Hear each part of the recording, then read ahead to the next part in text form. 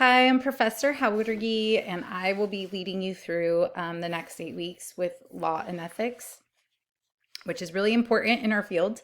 If you plan on practicing as a licensed marriage and family therapist or licensed professional clinical counselor, you will need to know law and ethics, whether it be in our state or anywhere else you choose to practice. Being ethical is very important and creates trust and appropriate boundaries. Obviously, knowing our legal boundaries is also essential because nobody wants to get sued, especially when we live in a very litigious state. Um, and as you move into becoming a trainee, which is what you do while you're still in your program. You then move on to being an associate. And during that time, when you are a trainee and or associate, you are working under the license of a clinical supervisor or a supervisor. And so we really want you to know and understand the importance of your role as a therapist and what's okay and what's not okay, because you could put somebody else's license in jeopardy. So we take these things very seriously, and it's so wonderful to have trainees and or associates. I have many at my office, but again, it's really important to be legal and ethical. So we will be going over all these things over the next few weeks to help prepare you. Also, something that's kind of different from when I was in your shoes is you will take a law and ethics exam while you are not licensed yet. That used to be part of our test when we tested for licensure, but now that is something you do sooner. So it's important to remember this information, to be mindful of maybe laws that change depending on when you take this test. But it isn't something you have to wait for 3,000 hours to take, which is nice because it will be closer to the time that you're in this course or have access to information, it being kind of fresh in your mind. And again, I realize you guys are getting a lot of information because you're taking more than just this course, but this is really essential and important to what we are going to do in our future. So I am Professor Howdergy, and I am a licensed marriage and family therapist. I have a group practice here in the Inland Empire, in Riverside, and in Norco, California. And of course, because of virtual therapy, we are treating people throughout the state of California. I have been a professor, an adjunct professor here at the university for um, over 10 years. So I think I'm on to 13 years now. Yeah, because my son's 13. So 13 years now I've been adjuncting. I really enjoy working for CBU. I did all of my clinical hours here at CBU when we were still open to treating the public. And so I did all of my education at Cal Baptist and then my 3,000 hours, and then started a sole proprietorship, and then started my group practice later on. I am a mom to 5 children, so I am a busy, busy lady. But I really enjoy teaching and having the ability to guide you all through this process because I think helping future therapists is really important. I really appreciated all the supervision I received and the leading I received, not only from my professors, but my clinical supervisors and my colleagues. And so please, please be mindful. The people that are in your cohort are going to be people that you're going to come across in the field, especially if you're going to stay in the Southern California area. You never know who you may need in your future. So I do ask that in Blackboard discussion, or it's really sometimes easy with the internet to speak very boldly and maybe even a bit rude, because we're not seeing someone face to face, but you never know who you may need in the future. And we want to treat everyone with kindness and respect. I have utilized and have received the help of many people after my program, who I could call on because we had good working relationships while in the program. So just be mindful of that. It's really, I think, easy to dehumanize people when we're dealing with the internet. And that's not just because I think you will, it's just, I think the public as a whole, I've probably done it myself. So just throwing that out there. I'm just going to be going over the syllabus today, going over information that's important. Like I said, I am an adjunct professor, so I do not have an office on campus. However, if you do need to meet with me or we need to have a conversation, you can reach me at my CBU email. Please only email me from your CBU email. I don't want an email from a Gmail. I don't want an email from a Yahoo account or whatever is out there these days. Please only email me through your CBU email. Canvas is still new. Canvas. See, it's still new. However, I'm still getting a feel for it, but so far it has been pretty easy for people to message me through Canva, which would be appropriate. So if you want to message me through Canva, do so, because I think I even get an alert in my CBU email that someone messaged me through Canva. So that's a way to get a hold of me. And you have access to my direct phone number as well. So, but however, if you call me and you don't leave me a voicemail, I won't know that you called. You may send me a text, but please tell me who you are because I won't know. Okay. So that's the way to get a hold of me, to reach me if you have issues, request time to speak with me. That's how that will go. Okay. And again, like, I'm getting familiar with Canva as well. I don't know if you guys were in the first session of summer. So you might have gotten a little bit of a grip on it. So far, it's been a very positive experience for me, and I've been doing Blackboard for 13 years with the university. So I felt like it was pretty easy to assimilate, but I know that may not be the same in your experience. So please, if you're having issues or concerns with it, you can always reach out to IT. If I can help you, I will try to help you the best I can.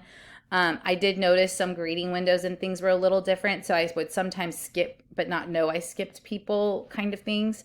So I understand there may be some hiccups or whatnot. There is grace. Just communicate with me. That's my biggest thing, is communication. We have the one text, Corey and Corey. I like Corey and Corey. Their texts, I think they're very clear, easy to understand. This might be a text that you keep. If you're renting it, hopefully you'll be able to look back upon it at some point, or make sure that you write down pivotal information.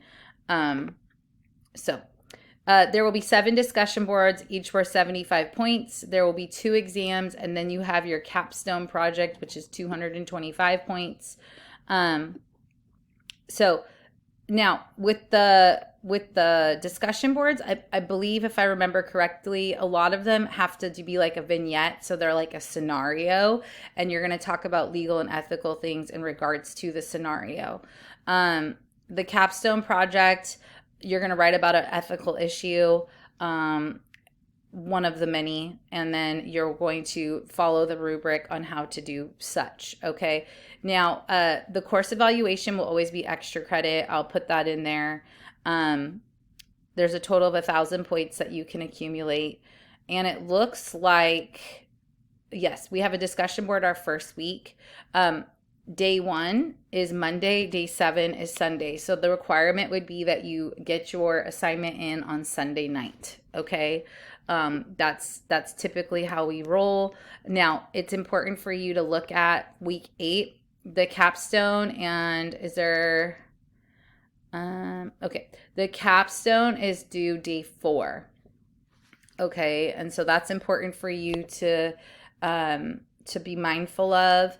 It's earlier, and the reason being is we have a lot of grading to do that last week, and we have to have all of our grades submitted. And so if people are lagging or taking too long, then we can miss that the assignment is done and complete. So if we have you guys have an earlier deadline, that's a way for us to wrap everything up nicely and then submit our grades. So that's day 4. Please be mindful of that. That's important. Okay. I mentioned to you already some etiquette as far as like being respectful and things of that nature. Now, the nature of this class isn't that you just do all the work ahead of time and you're not actually reading things because it's online. Like the idea is like each week you're learning something, absorbing something, moving on to the next week because it's going to build upon each other. So please be mindful of that.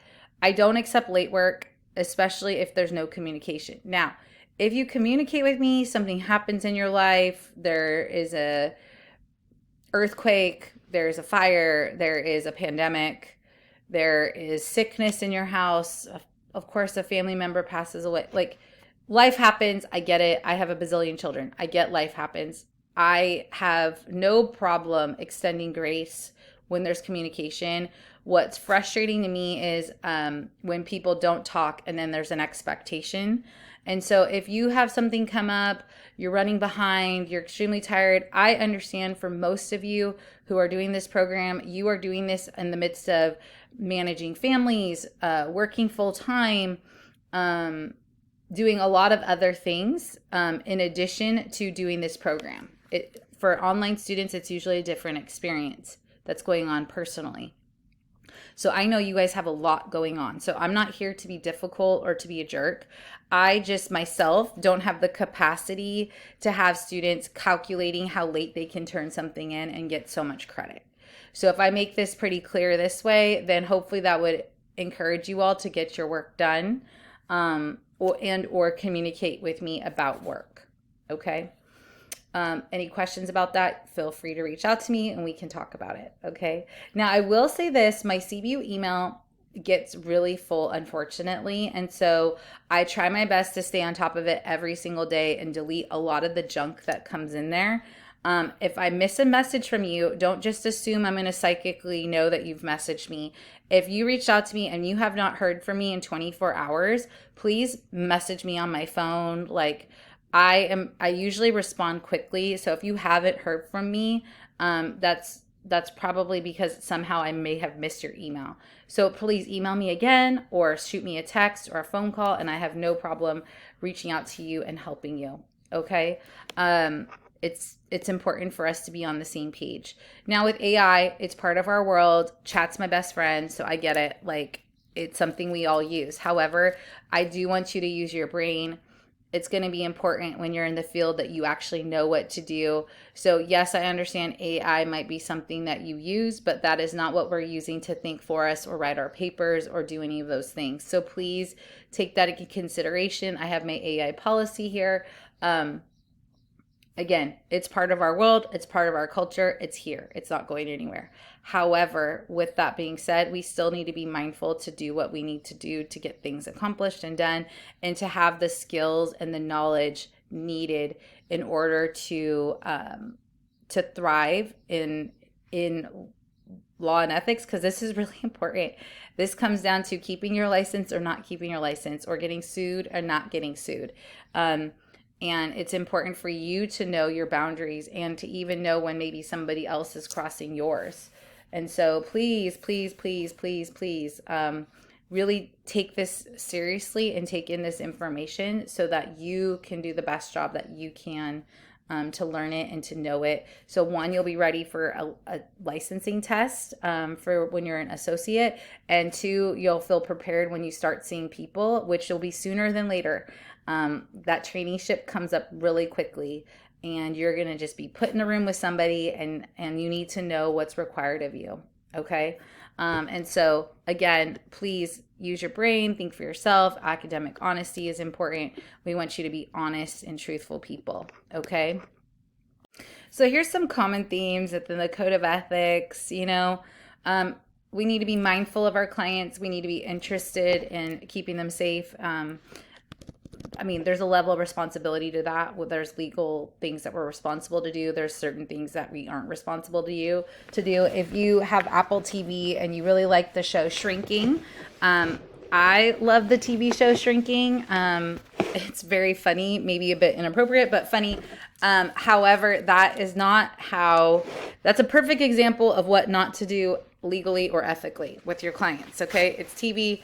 It's not something we get to do with our clients. We don't get to go to their houses or let them move in or things of that nature. So just to be mindful, there's a lot of examples in media that aren't legal or ethical examples that might be very humorous and or funny or heartwarming even, but that is not something we get to do as clinicians. We need to make sure we're practicing within our scope. We are not doctors. We aren't yoga instructors. We aren't selling essential oils to our clients. When we're in there with our clients, we are therapists.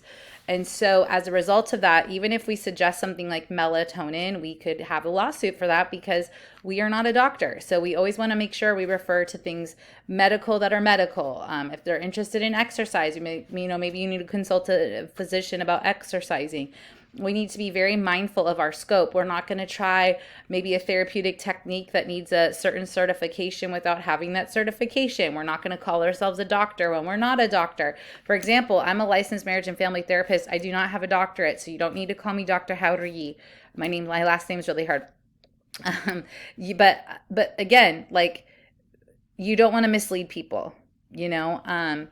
And we need to make sure we keep in mind, which is, this is going to be the challenge, you know, for a lot of you, is what's a personal value versus a professional value. For a lot of you, you may be believers, you're Christians, and that's great. And there's nothing wrong with having a faith and having that be part of who you are, obviously. However, when you're licensed by the state of California, you have to be mindful of where your personal values lie and where your professional values lie. You can still have your personal values and act accordingly professionally. You just can't put your personal values onto anybody else, because that would be unprofessional. Like I mentioned, I run a group practice. My practice is not considered a faith-based practice. However, I have faith-based clinicians who work at my practice. If clients want to bring in faith into their therapeutic session, by all means, they're more than welcome to, assuming the clinician feels comfortable. But if the client doesn't, we don't force that. I personally did not want that for my group practice, my sole proprietorship at the time, because I wanted anyone and everyone to feel welcome to come to our office. And we've gotten all different kinds of situations. To me, God's light can shine no matter who we're seeing. Okay. And I don't need to impose that onto somebody else for my light to shine. And also, if we're really being honest, and you all know this, is that people saying they're a Christian is very subjective. There can be people who call themselves Christians and their version of Christianity looks very different from what Scripture says. So with that being said, we have to be very mindful of this. And this may seem very difficult for you when we're talking about it and when we're thinking about it or what it will be like. I think it kind of evolves into being a much more organic or natural dynamic as you start working with people and getting to know people. It can be a bit intimidating at first, like, how am I going to do this? Or how am I going to see someone that lives their life this way? Or is this religion or is different from me in this capacity? But people are people, and people are hurting, and we're here to help the hurting. You know, when Jesus encountered people, he encountered them. He didn't hesitate. And so it's trying to navigate how to be obviously like Christ, but also to like meeting people where they're at. And so that can be tricky and take some getting used to. But that's why when you're starting this process, you're going to have supervisors and people to support you and walk with you, so you won't be alone. And even when something's hard, it's not being embarrassed to say it's hard to your supervisor, but it's having your supervisor help you through that situation. So as overwhelming as all these situations may seem on paper, it really isn't you're not going to be alone through it. I'm not saying that it's not overwhelming, because there's a lot here that we're going to learn, but just remember, you're not going to be alone. You're going to utilize your supervisor. You're going to utilize the other people who are in a program with you. So you're not alone, and you're all experiencing the same things, right? You're going to all experience the same challenges. You want to make sure you're going to be maintaining professional boundaries. We're going to be talking about some of those things. Protecting confidentiality, privacy. We're going to work within a legal framework. We're not going to discriminate. We can't discriminate. You can't not see someone because of a religious value, a sexual orientation, a racial, their race. We can't discriminate against people. The only time we wouldn't see someone if it's out of scope of our practice. So if we aren't competent to treat a certain situation, or someone's needing a higher level of care, needing more than what you can offer, then sure, you can refer out. But we can't refer out for race, religion, orientation, any of those things. You cannot refer out. That's discrimination. And making sure that you're taking care of yourself is going to be important. We sit and we learn and we take in a lot of information as clinicians. It can be very overwhelming or hard. And so we want to make sure you too are taking care of yourself. You are human beings. I believe there's a vignette that's going to talk about this, but you are a human being.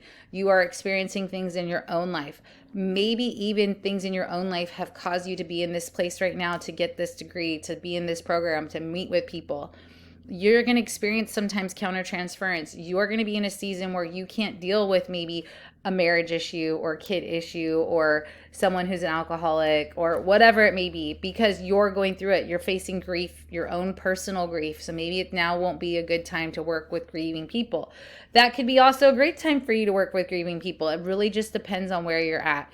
And again, this is why we encourage you to do your 24 hours of psychotherapy for the program, but also it may be good to maintain your own therapist just in general for your own personal growth and to be dealing with some of these things that are going to come up, right? And so this is just a highlight of some of the things we'll be talking about. This might feel very overwhelming to you. It might feel very thrilling to you. I don't really know, but I'm excited to walk you through it. I will post a live lecture each week. I just won't post a live lecture week 8 because no one's going to be interested in listening to it. You're going to either listen to these or you're not. That's really on you, but I will have a lecture posted. I will never keep it forever and ever and ever because I know already probably not everyone's going to listen to it anyways. But anyways, I will post a lecture each week. Please know not to hesitate to reach out to me, and let's get legal and ethical. All right. Have a good week.